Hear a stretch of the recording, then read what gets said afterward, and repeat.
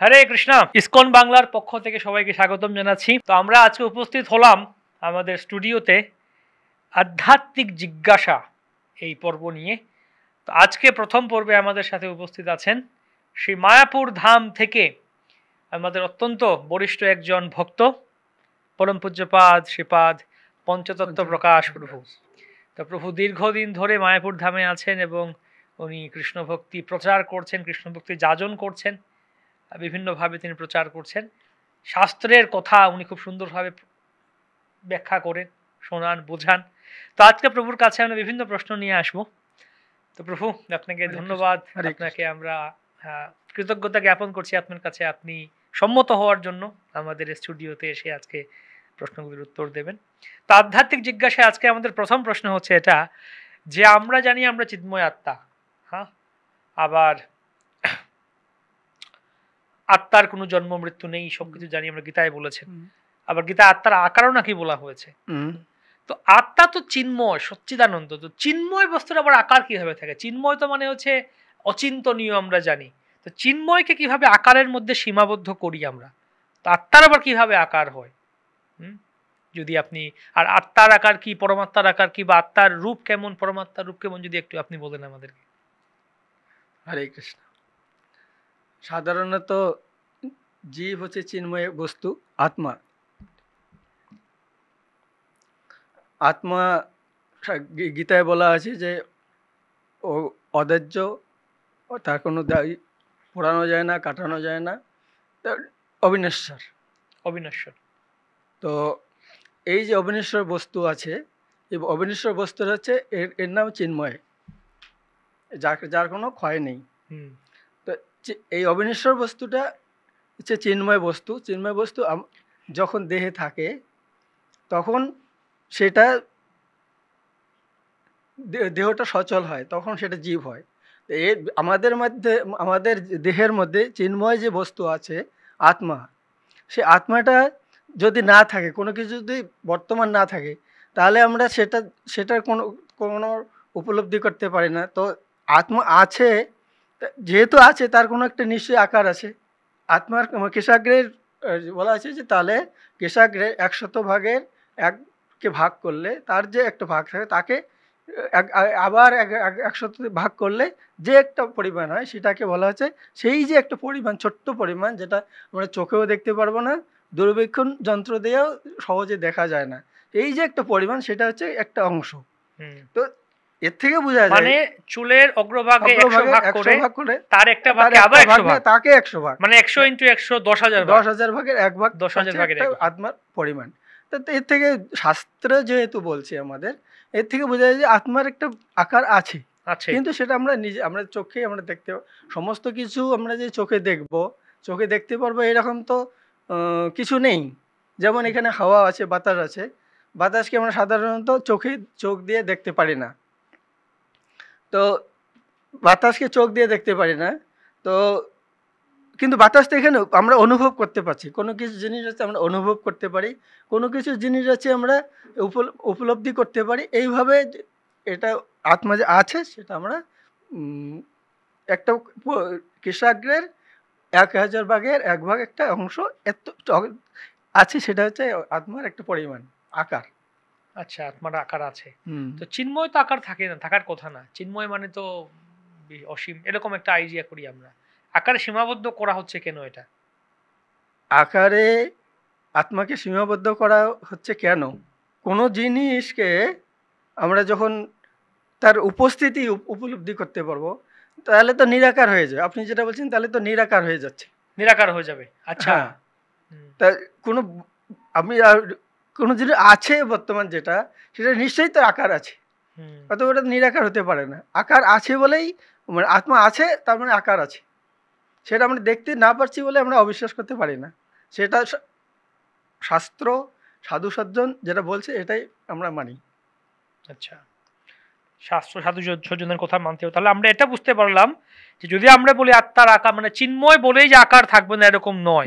চিন্ময় বস্তুর আকার থাকে, যদি আকার না থাকে তাহলে এটা নিরাকার হয়ে যায়, তাই তো? এই জন্য আকার থাকবে অবশ্যই। তার মানে এই যে আমাদের একটা বদ্ধমূল ধারণা জড় আর চিন্ময় নিয়ে, জড় বস্তুর আকার থাকবে, চিন্ময় বস্তুর আকার থাকবে, এটা হচ্ছে ভুল। এটা ভুল কথা, তাই আপনি বলছেন। হ্যাঁ, এটা ভুল কথা। ধন্যবাদ।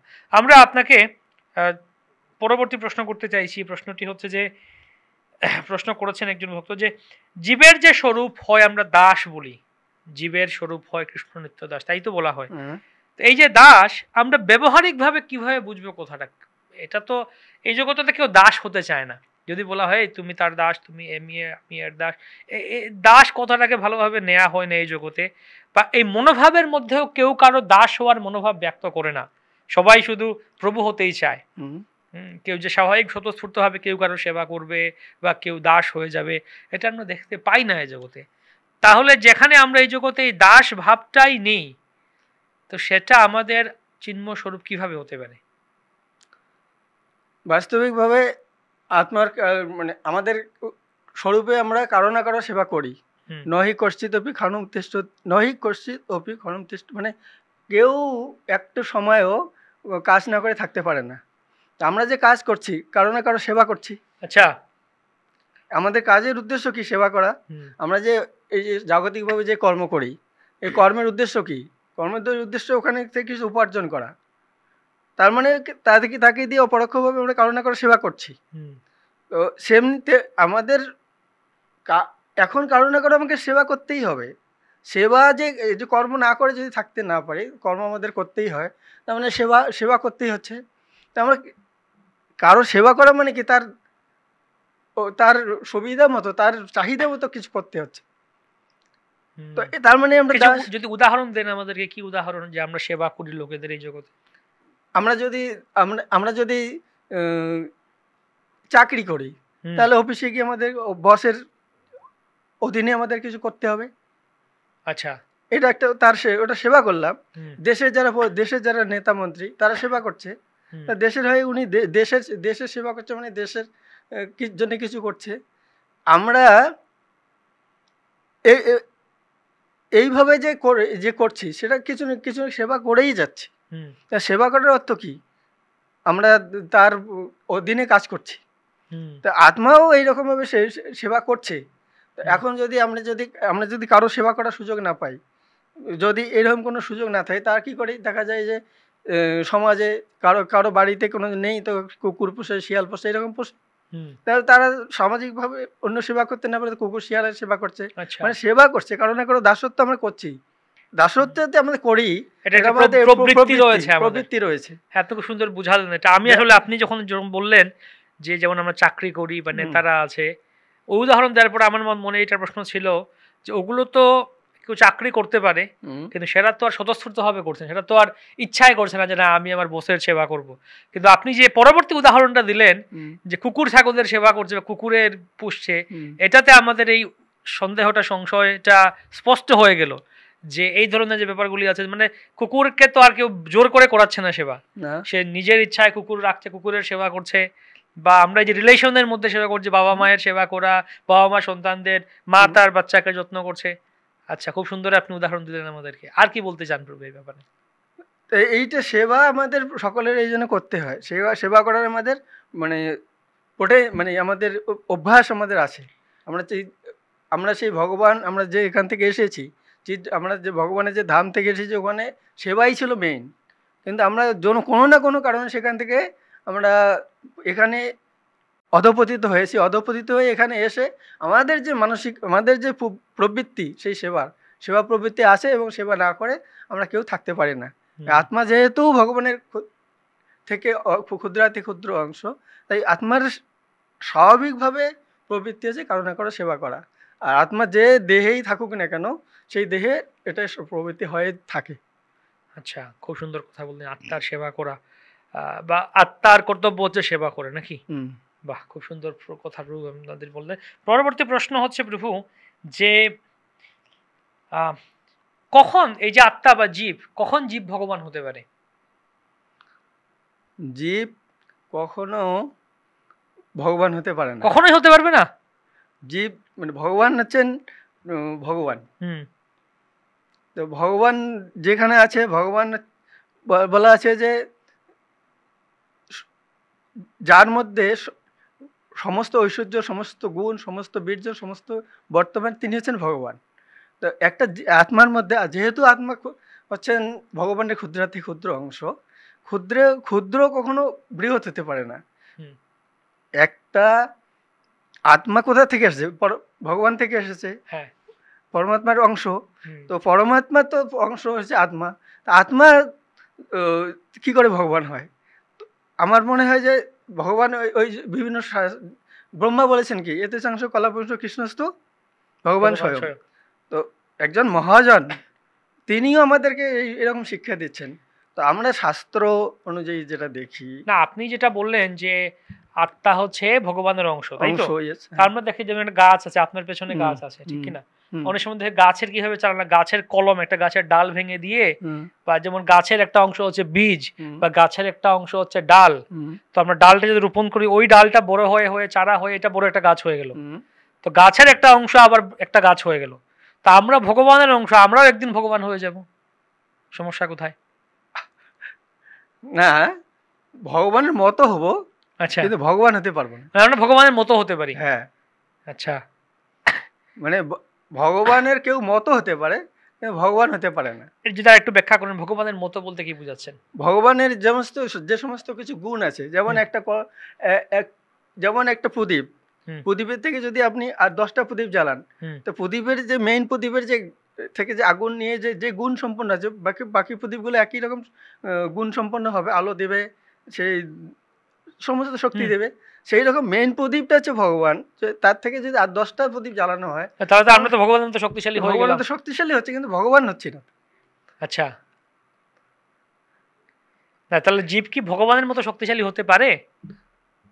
জীব কখনো ভগবানের মতো শক্তিশালী হতে পারবে না, কেননা ভগবান সমস্ত যে ঐশ্বর্য, সমস্ত গুণ বর্তমান তার মধ্যে, জীবের মধ্যে কোনো না কোনো ভাবে এটা একটা কম থাকে, কিছু না কিছু। সেই কারণে জীব সবসময়, আচ্ছা, মানে জীব চাইলে সব থেকে সর্বোচ্চ ঐশ্বর্য, সর্বোচ্চ বীর্য, সর্বোচ্চ জ্ঞানগুলো ভগবত জীবনে থাকতে পারবে না, থাকতে পারবে, অর্থাৎ একটা কম মাত্রায় থাকবে, কম মাত্রায় থাকবে। 26টা গুণ বর্তমান থাকে না জীবের মধ্যে, তাই জীব ভগবান নয়।